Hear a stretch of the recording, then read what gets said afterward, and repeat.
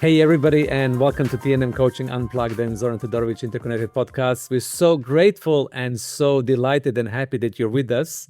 We're so grateful that you're liking us, referring us. We're growing with you. So thank you so much for listening to this podcast where you elevate your heart, elevate your soul, your mind to the next level and beyond. This podcast is dedicated to the cutting edge human development, leadership, personal transformation, and growth. I'm your host, Zoran Todorovic. I'm a Master Certified Coach, founder of TNM Coaching.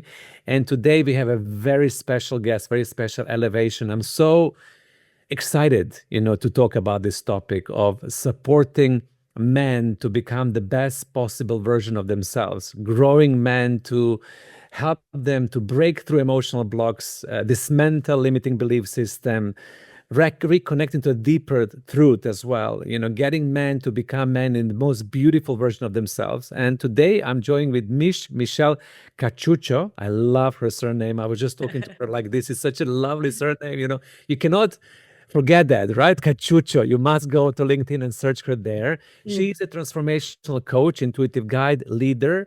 She has developed powerful methods to help men break through, as I said, emotional blocks, dismantle old belief systems, and reconnect to themselves. And today we're going to be talking about Mish's journey into working with men, because I think it's very special when you have a powerful woman like herself showing up as guide for men. I think this is super interesting.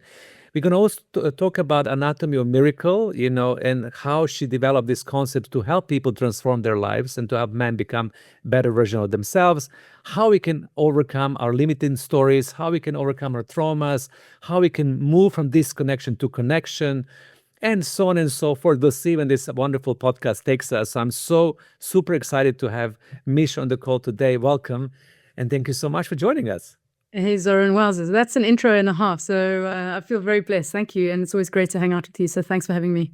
Yeah. And I really meant every word that I said, when it comes to how interesting it is that you are the guide. So tell me, let's start with that, because a lot of the men, executives, business owners, startup managers, people who are working with, improving their life, men from all walks of life that I know are listening to this podcast are going to be very curious.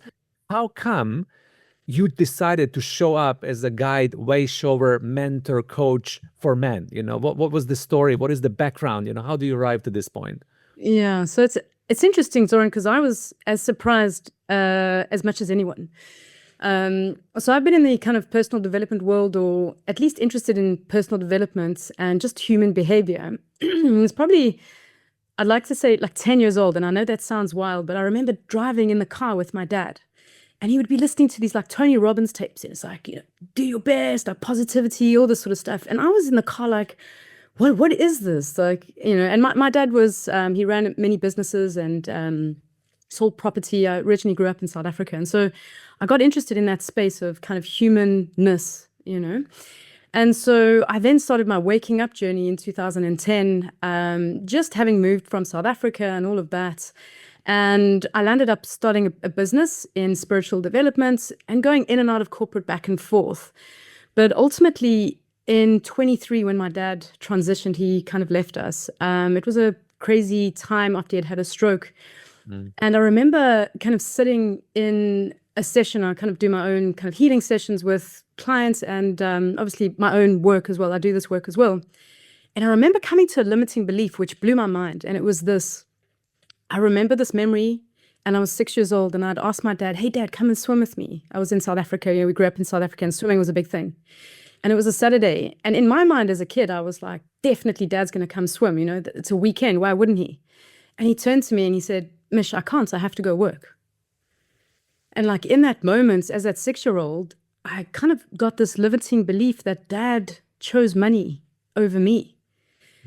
And that kind of sat with me for the rest of my life, as it turns out. And what I figured out was that limiting belief was blocking me from money, blocking me from so many other things. And when I realized that, and when my dad transitioned, when he left, I felt like something had left me. I felt quite insecure in the world. And what I then realized as well is that it wasn't that I didn't feel safe around men, but I had that program that I hadn't felt safe. And so all of a sudden I started to come into this world around men and started speaking to more and more men. And then I started to hear folks had men's group. They said their men's groups were broken. I started interviewing men saying, well, we don't have a space to even be emotional. We're not allowed to be. And so all my work that I'd been doing for many years in the personal development space took this crazy ass turn. And like, I think it's absurd to think that I'm going to teach men how to be men. That's absurd. I'm not here to do that. But what I can do is help men kind of connect into those deeper places.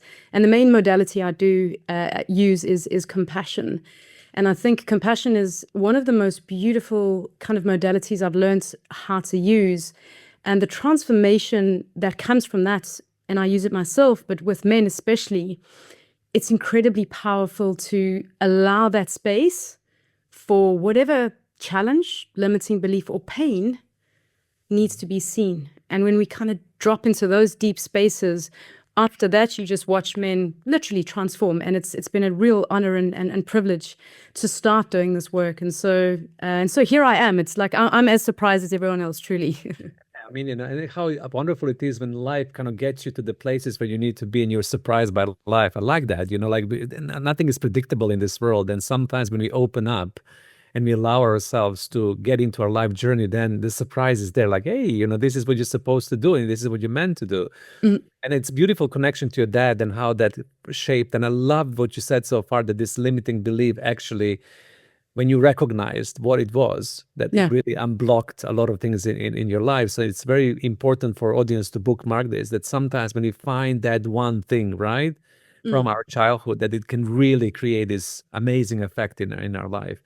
So you mentioned compassion. So tell me more about how do you guide men into this space of compassion? And I love, what you're saying about compassion, but I'm just also curious, what needs to happen, for example, for somebody to be able to feel compassion, to become compassionate about themselves, to break through into that field? What would you say? Yeah. So I've also often considered this, like, how the hell did I land up with compassion? It's such a strange thing to consider for me. And when people have asked me this, I immediately think about the days of growing up back in South Africa. Have you heard of the Truth and Reconciliation Commission, Zoran, that was led by Nelson Mandela and Archbishop Tutu, yeah? Yes. And so for folks who haven't heard about that, what that was Archbishop Desmond Tutu. He was a kind of religious leader. I'm not too religious, but he was a kind of religious leader in South Africa. And you obviously had Nelson Mandela. He had come out of prison. And what they had done is they started these Truth and Reconciliation Commission screenings on television. And what they would do is they would have the oppressors, whomever that was. And I remember watching this as a youngster, I was about 12, 13 years old, and it was televised. And they would have the oppressor. So in the case that I watched, there was this white male farmer. And then they would have the African folks who had been oppressed for whatever reason, right? And often with apartheid, it was for their skin color. And these sessions, the nation would watch and listen to these stories of how the people would commit these atrocities against these African folks. And what was allowed was us to see the pain as a nation, to feel it as a nation. And we were all able to kind of sit in a space of compassion to hear it. And I still get emotional talking about it now. It was such a thing to witness. Some of the stories was really brutal, like someone being dragged behind a car, for example, and losing their life. Mm-hmm. And we had to, as a nation, had to sit. We didn't have to sit, but we sat and listened to these stories. And when we sit and listen and we hold the space for it, that kind of opens up. And I think that's really where the magic happens. We sit in circle and we listen to these stories and we feel what these families felt. And the beautiful thing about that was that these folks who had committed these atrocities, they were not absolved, but they were never kind of, charged for these crimes as such. Mm-hmm. And it's not to say that what they did was acceptable, but it created a space for true compassion. And so I think that's where the inspiration came, and I really first felt connected to compassion. And then at one stage, Erica, my partner, actually, she said, babe, you should kind of look at this modality. It's a modality I'm trained in called Compassion Key by Edward Mannix.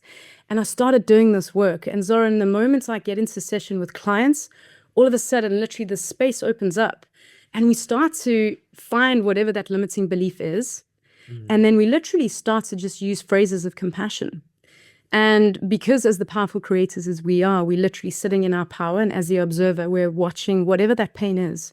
So in my case, it would have been, I'm so sorry, he chose money over you. And so we're watching that inner child, and we go into a kind of hypnotic, not a hypnotic, but a kind of like the quantum space, and we bring that inner child in, and we just offer compassion. And as we do, what happens is, because you're working in the subconscious and not in the conscious, so in neuroscience, they call it the prefrontal cortex. I like to call it the monkey mind. We actually dip into the subconscious and we start to offer these words of compassion. And the cool thing about compassion is that it has an energy that is non-judgmental. It's unconditional love. And it actually has the ability to kind of scooch past that monkey mind, that prefrontal cortex in neuroscience. That's the logical kind of part of your brain. And that's actually where a lot of men tend to operate. But that's only where 10% of our behavior comes from. And it has the ability to kind of move past the lizard mind, which is that amygdala, that fear response, keeping us safe. And it sits down with what I like to call the elephant mind, that old big beast that kind of sits and carries all the stories. And compassion kind of sits down, and we sit and we listen to the story, and we talk to the story, that inner child, whatever happened, and we give it compassion. And the moment that happens, the story starts to transform. And as I did that with my 6-year-old, that story that I started off with in the beginning, she started to change her belief system. And she started to get an understanding, it's not that Dad didn't love me. It was that he was doing what he needed to do at the time. And without Dad having done what he did, I wouldn't be able to swim in a nice pool, because I was like a white privileged kid back in South Africa. I had a swimming pool, I had a beautiful garden, like super cool. But there was that narrative. And so when I started to do the compassion, that compassion allowed me to free that energy up. And as I did that, all of a sudden clients started flooding in and all of that. So that's my own experience. But that's what I then do with clients, is we create that space. We find what the earliest and most intense experience is of whatever underlying belief system is showing up. And just by giving it compassion, by seeing it and often feeling it, and that's been incredible, Zoran, to hold space for men and allow them to actually, I call it just water coming from the eyes. Society calls it crying, But it's a powerful space, and to hold that space for men, to allow them to go through that emotion, feel it, and then it transforms, and that's when the outside world changes. And that's been an absolute honor and privilege to witness in my own world, and then with men as well. Exactly. And what you were saying, that then the outside world changes forever when you allow yourself to go into that space. This is like a really miraculous transformation that happens. And as you're talking, I'm aware of, you work with business leaders, I work with business leaders, I work with startup entrepreneurs.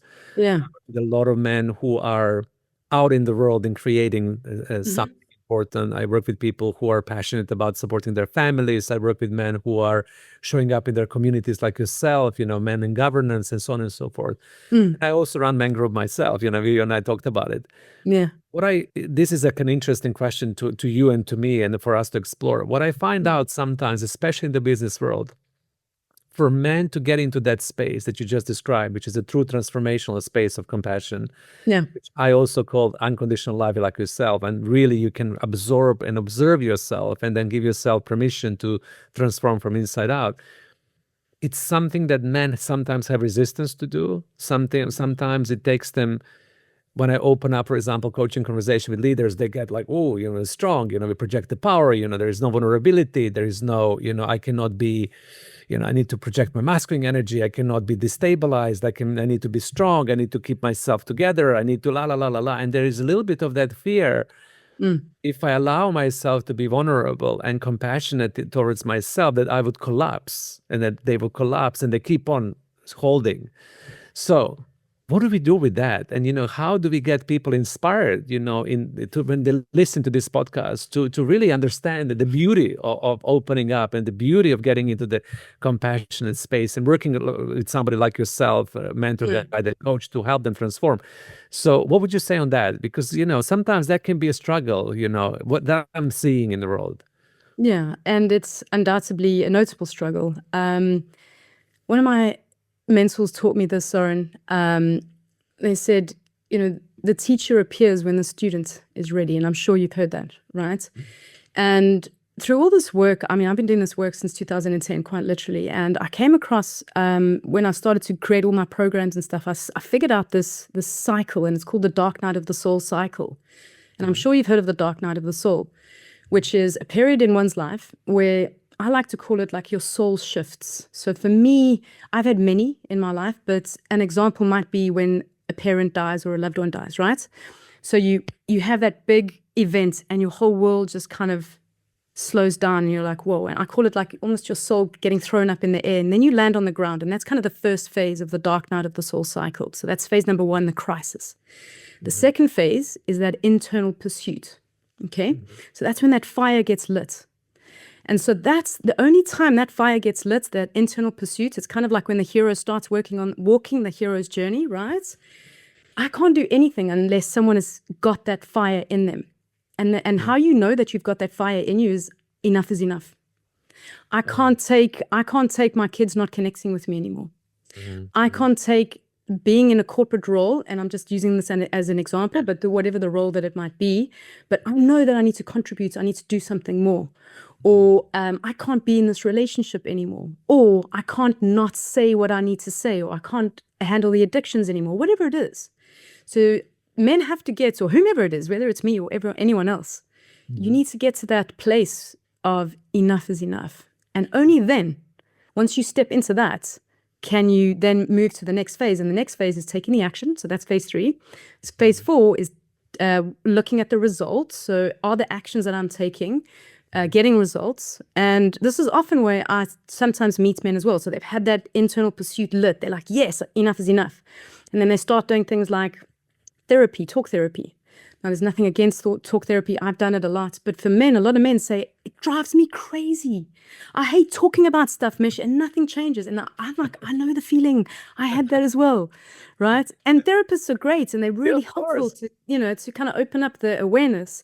But for me, it sat in that monkey mind, the prefrontal cortex, and it was only ever changing 10% of the behavior, whilst 90% sits in that subconscious.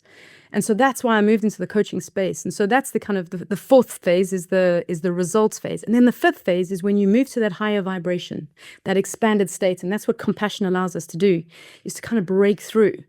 And so kind of in answer to your question, I can't do anything until you're ready.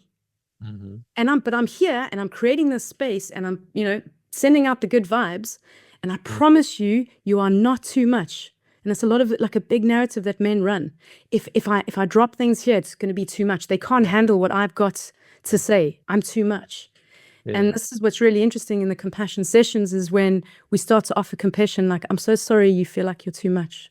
And the guys hear them, they're like, and something in the energy just starts to soften. Yeah. And I love what you describe as the 4 steps. And I think it's very important for us to recognize this dark night of the soul, the calling, and how many of us have this throughout our lifetimes, when enough is enough, when there is a, energy of anger, energy of commitment, energy that you need to do something about that. Then when this fire starts burning, and this is the space when you can really dive deeply into the transformation. And sometimes I've seen when people ignore that calling, then that the lives gets a little bit more complicated, right? There's more issues, more problems, more challenges, because simply we're not answering to that call to look into our soul journey as well. So I think that's a very beautiful example of this. Yeah. So when men step into that space of compassion, then they can open up and they can express emotionally. So another thing that I want to ask you, because this is all stereotyping, but it is true, from my experience. I mean, there is new man, old man, this is this whole emotional expression. You mentioned that, we feel, men can feel that we are too much when we really express, because there's a lot of holding of the emotions. I see men, a lot of suppressing, a lot of channeling it through the exercise, release, boxing, over sporting, whatever men do. But there's also this space when men are invited to express their emotions purely and clearly. So what happens in those sessions, in conversations with you, personally, one-on-one in the group, and people are able to voice how they really feel about their life? So this is also another saying that one of my mentors taught me: when you air it, you clear it. And so we sometimes underestimate the power of our body and the power of our vocal cords, just being able to say whatever it is. And I remember when I first came out of the closet, Zoran, the words, to actually say the words like, I'm gay or I like women, I couldn't, and I was frozen until I did. But there's a special thing that happens when you take ownership and you name whatever it is, because all of a sudden all your power starts to come back in. And that's for me is, I think, the power. And so what happens is I generally haven't, like, just a general conversation. So, Zoran, how are you feeling? Oh, X, Y, and Z's happened, blah, blah, blah.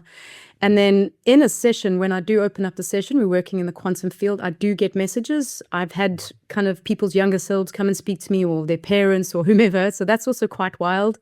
Nice. But I can also feel what they're feeling.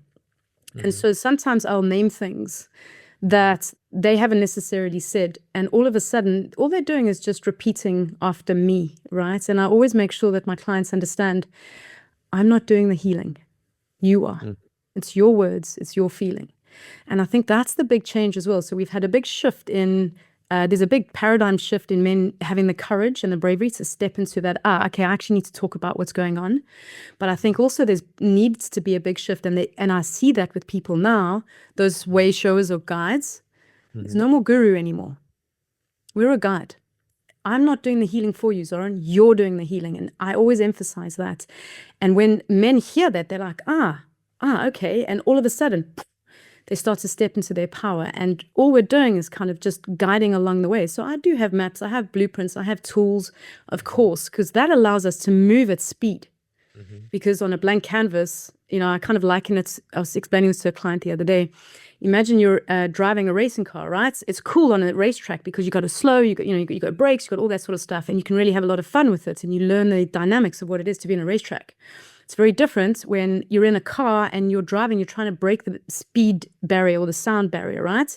One little stone and you're off, you're dead, and the car's flipped, right? Yeah. And so that's what the tools are like. They kind of give you these guidelines to move through the space, but you can move through it at speed. And I think that's the main thing, is when a lot of men that work with me, they're like, wow, Mish, I didn't even know that the moment I integrate whatever it is, like all of a sudden clients are starting to, give more business, or I'm starting to get more responsibility from the CEO.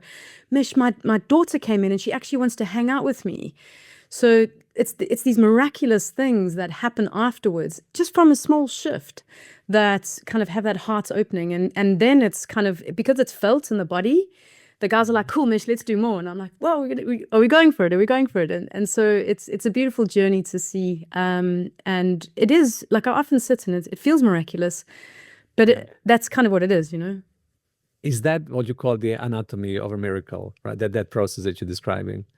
So the anatomy of a miracle, again, another process I learned from my Edward Mannix. I've got to name him out on this because it's such a wonderful tool, but it's essentially a blueprint. And what it feels like in business, we do the SWOT analysis, right? The anatomy of a miracle is the similar thing. We've got two quadrants. We've got the external quadrants and the internal quadrants. And what we do is we map different quadrants around limiting beliefs. And I take men through this process in my coaching program, and we'll start to say, okay, what are the causes? What are the effects? Who do I need to become? All these sorts of things. And then we use that as our racing track, right? To guide me as to what themes need to be presented in the clearing sessions. And that's where we do the compassion. And then I give the guys tools along the way. And so that's what the anatomy of the miracle is. It's that blueprint to allow us to move at speed, so that we're just focusing on the things that the men want to transform so that they can get to whatever miracle it is. And it's interesting because I first had resistance around the word miracle, because it's a big claim, right? It's like, it is, isn't it? Like, magic, miracle. Yeah. Yeah. But what I found, Zoran, is whatever we focus on, we create. That's a fundamental of reality. And so if we're focusing on a miracle, guess what we're going to create? A miracle. And it then really becomes about what you define as a miracle. And so one of my recent clients, I said to him, what's your miracle? And he was like, Mish, all I want is to be able to walk my daughter to school and for her to dance and laugh again with me, because there was a kind of conflict between the two of them. And she was only 4 years old.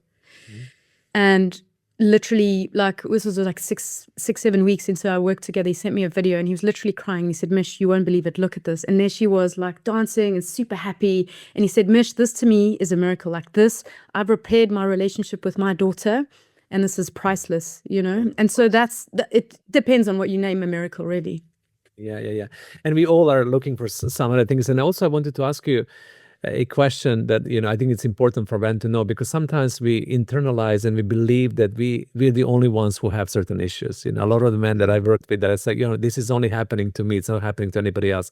No. So from your perspective, what are the most common issues that men are struggling in their life right now? What do you see in your practice? What do you see in the business world? What do men need to transform right now? Yeah. So interestingly, a lot of self-worth. Right. And, probably women listen to this are like, what? Like, no ways. But genuinely, like, the amount of abuse that I have heard men go through, and it's a big taboo, like they're not allowed to talk about it. Not allowed to, because men don't get abused. That's the narrative. And whether it's sexual, physical, or mental abuse, they have experienced it, and I'm starting to see a lot of that. And so with that comes the self-worth. Exactly. And that's been a real thing to untangle, because I've had it as well. I don't think that's gender specific. These limiting beliefs don't sit and go, "Oh, you're a male, I'm going to hang out there, and you're a female, I'm going to hang out there."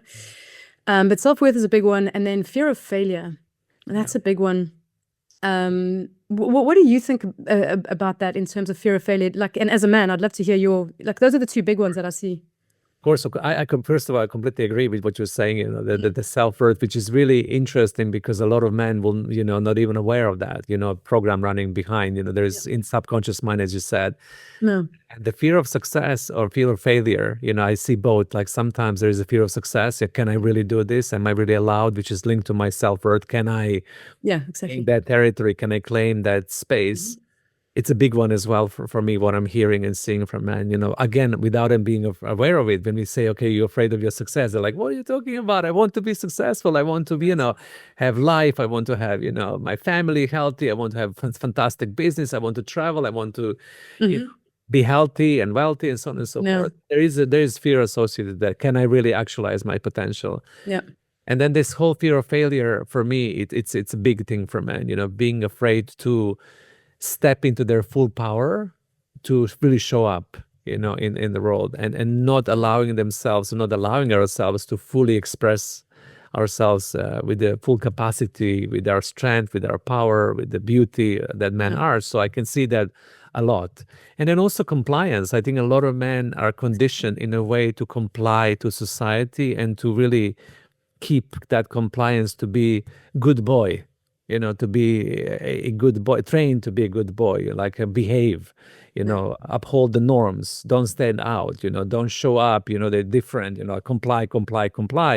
And I saw that also, I have to mention this, in COVID, when COVID was happening, I actually had a much higher expectation of men at that moment in time. I thought that men will rise, they would be much more protective, they would be much more in warrior energy, so to say. They would say, hold on a second, is this really, how can I show up a little bit more for my family, for my society, for my community, I actually thought men will rise at that moment in time as male energy. But I saw the compliance. I saw like comply, uphold, comply. And I would have conversation with my men. They would say, we need to change this. We need to do that. This is unacceptable. Comply, right? Yeah. So I see that in my own work, in myself, and in my own work with men, is that's the evolution. I think that something needs to happen with the evolution of the male energy. Move away from that fear-driven, fear of success, fear of failure, and allow ourselves not to comply, and to really show up authentically. Because I think when men are authentic, and as you beautifully said, present to their heart, compassionate to themselves, compassionate to others, then this beauty of that beautiful frequency of the male energy can really, really, really shine through. And then they become outstanding member of community, member of family, they become outstanding men, basically. That's how I see it. Would you agree? Yeah, 100%. So there's a module that I teach, and I actually got it from a fabulous book for guys who want to read. It's called No More Mr. Nice Guy by Robert Glover. Have you heard of it, Soren? Yes, I have. Yeah. Yeah, magic book. And what that's about is really exactly what you're saying. Like, stop being the nice guy. Set the boundaries. Stop complying. Bring all of yourself to whatever it is that you're wanting to do, be, say, embody, contribute, whatever it is. And it really comes from, that root cause of when we're growing up as babies, we looked at our parents and we had to comply because otherwise we wouldn't get fed and we'd die. Or if I go against the tribe, I'm going to be expelled and rejected from the tribe, and then I'm going to die. And so it's quite primordial, right? And when we start to untangle those, the narrative untangling is like, I'm only lovable when. Yeah, I had that. I'm only lovable when Right. I go to university, I find a man, and I, have 3 kids. Exactly. That's another program. And so it's dismantling that. But that nice guy syndrome is huge. And so a lot of my clients actually fall into that bracket.